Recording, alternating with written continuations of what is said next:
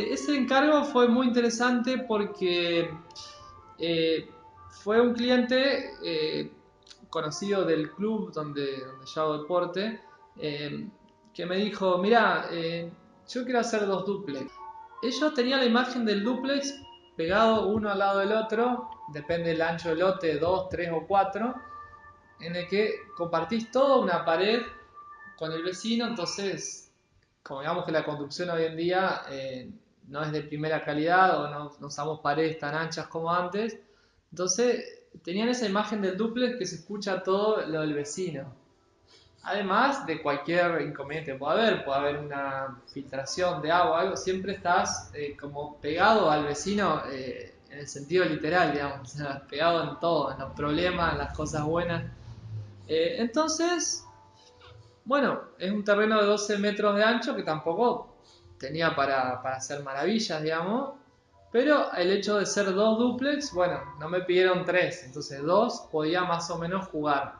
Bueno, yo justo venía, esto yo creo que es importante porque yo justo venía a hacer un viaje, mi primer viaje por Europa para visitar obras de los grandes maestros de arquitectura moderna, Le Corbusier, Mies van der Rohe.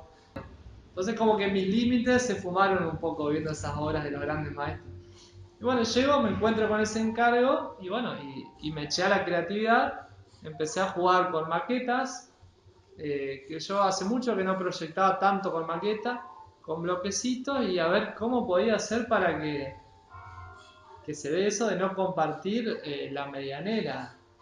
Y bueno, fue así que podía unir por un solo vértice de manera que prácticamente no haya, digamos, filtración de ruidos ni otra cuestión. Unos duplex de 3 habitaciones, 2 baños. Entonces, eso ya se parece más a una casa. Entonces, ¿cómo hacía yo para, digamos, en un presupuesto acotado, meter ese programa que era el de una casa prácticamente? Bueno, ¿qué me di cuenta? Que el espacio público que llamamos a la jerga, o sea, estar, comedor y cocina, el que me pedían era más o menos el que se pide para cualquier tipo de departamento. Pero lo que sí era un poco fuera de lo que se estila para ese presupuesto era que querían 3 habitaciones, un balcón y 2 baños. Entonces, de ahí fue que se me ocurrió la idea de crecer solo en la planta alta.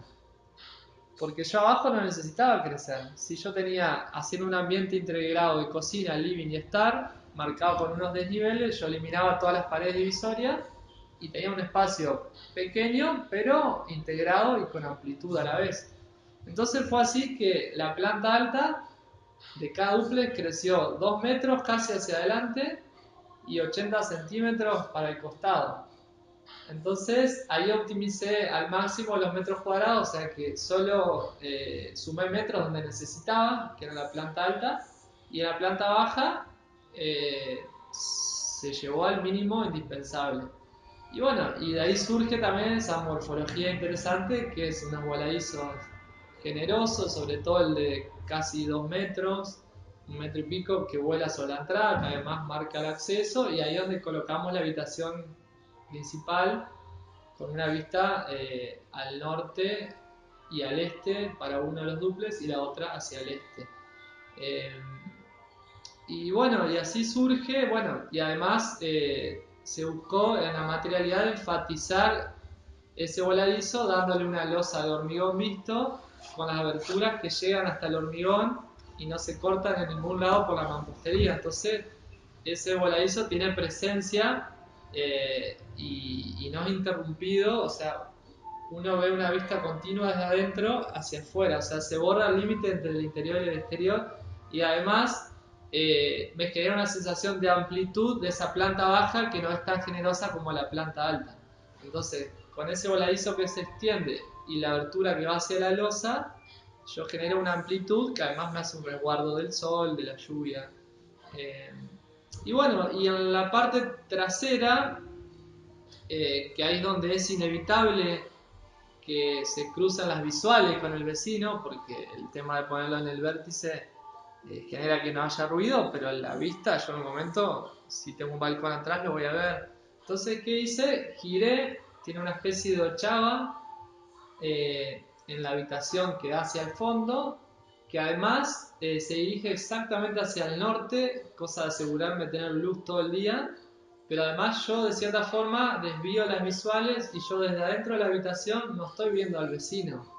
Si salgo al balcón, obviamente que sí, pero yo desde adentro de la habitación no veo al vecino y tengo una orientación casi perfecta al norte.